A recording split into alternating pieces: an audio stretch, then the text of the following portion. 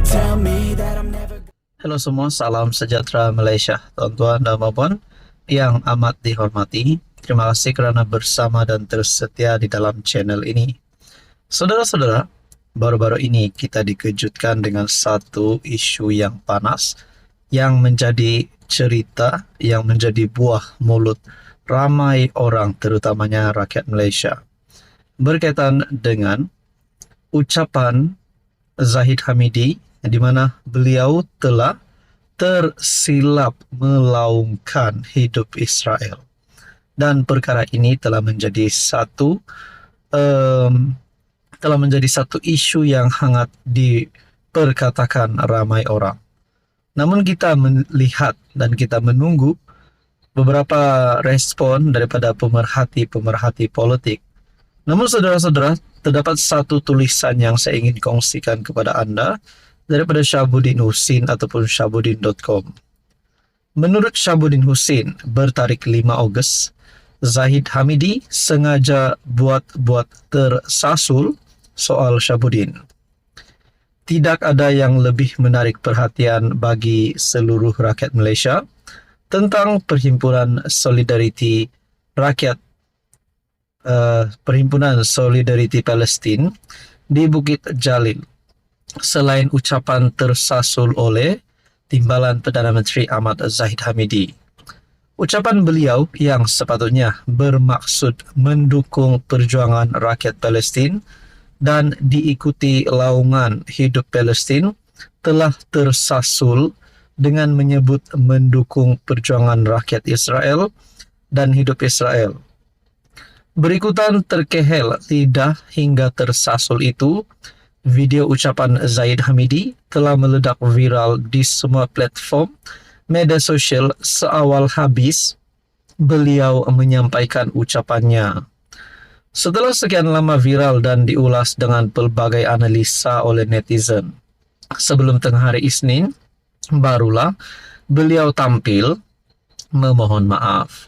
Dalam permohonan maafnya, Zahid Hamidi mengaku beliau telah tersasul kerana terlalu gairah dan bersemangat tinggi ketika berada di atas pentas untuk membela nasib rakyat Palestin.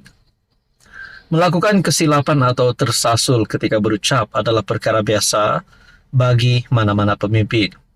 Tetapi biasanya mereka segera membuat pembetulan sebaik menyedarinya atau setelah ditegur oleh pemimpin lain atau oleh hadirin. Menteri Besar Kelantan baru-baru juga tersasul dalam ucapannya ketika mengumumkan calon PN di negeri, tetapi beliau kemudian segera membetulkannya. Tetapi berbeza dalam kes ucapan Zahid, beliau seolah-olah berucap tanpa melakukan kesilapan dan juga semacam tidak mendengar jika ada teguran dibuat terhadapnya.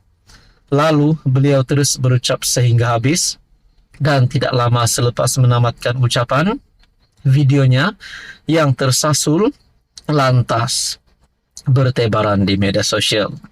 Selain meriah dengan pelbagai ulasan terhadap ucapannya itu, Zahid Hamidi didapati agak lambat memohon maaf.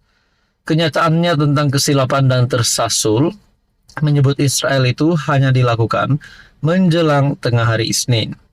Dalam hal ini agak mustahil Zahid Hamidi setelah habis berucap masih tidak sedar beliau telah tersasul dalam ucapannya. Mustahil juga mereka yang duduk di sebelahnya termasuk Anwar tidak menegur tentang kesilapan tersebut. Kemudian dalam perjalanan pulang ke rumah atau sampai di rumah, mustahil beliau tidak sadar akan videonya yang viral. Persoalannya, kenapa hanya menjelang tengah hari Isnin baru Zahid membuat pembetulan, sedangkan videonya telah bertebaran? Kenapa Zahid tidak mengarahkan pegawai medianya membuat kenyataan media pendek lebih awal berkaitan kesilapan itu? Memang Zahid Hamidi teruk kena troll tentang ucapannya itu, tetapi di sisi lain, disebabkan video ucapannya tersasul yang viral itu telah berjaya menenggelamkan ucapan Anwar yang sepatutnya menjadi topik perbualan seluruh rakyat. Isi dan video ucapan Anwar hampir tidak diperkatakan, malah boleh dikata seolah-olah terlindung dan tersenyap dek video tersasul Zahid yang viral itu. Dan akhirnya, Siapa kata Zahid Hamidi tak hebat menurut Syahbudin? Akhirnya yang lebih populer dan tertonjol dalam Perhimpunan Solidariti Palestin ialah Zahid Hamidi. Kita boleh angkat tabik kepada Zahid jika beliau memang sengaja buat-buat tersasul dan tidak membuat pembetulan segera dalam ucapannya, lalu membuatkan video ucapannya lebih viral diperkatakan dan menenggelamkan video ucapan Anwar. Itu adalah tulisan daripada Syahbudin. Apa komen Anda? Halo semua, salam sejahtera Malaysia, tuan-tuan dan puan yang amat dihormati. Baru-baru ini Kerajaan Perpaduan pimpinan Datuk Seri Anwar Ibrahim telah membuat satu perhimpunan. Perhimpunan Solidariti untuk rakyat Palestin dan juga untuk mengutuk pembunuhan Ismail Haniyeh.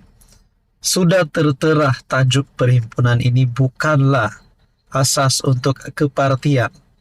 Namun saudara-saudara, kenapa masih ada pihak terutamanya daripada PN yang cuba untuk memboikot perhimpunan ini? Saudara-saudara, baru-baru ini terdapat kenyataan bahawa pemimpin daripada Perikatan Nasional yang cuba untuk memboikot perhimpunan Solidariti yang dianjurkan oleh kerajaan. Nah, apa yang berlaku selepas mereka cuba untuk memboikot?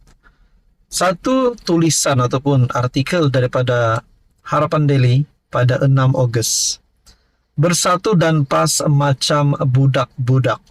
Hasut orang boikot himpunan Palestin. Saudara-saudara yang amat dihormati, adakah kepentingan bagi PAS dan Bersatu untuk memboikot perhimpunan ini?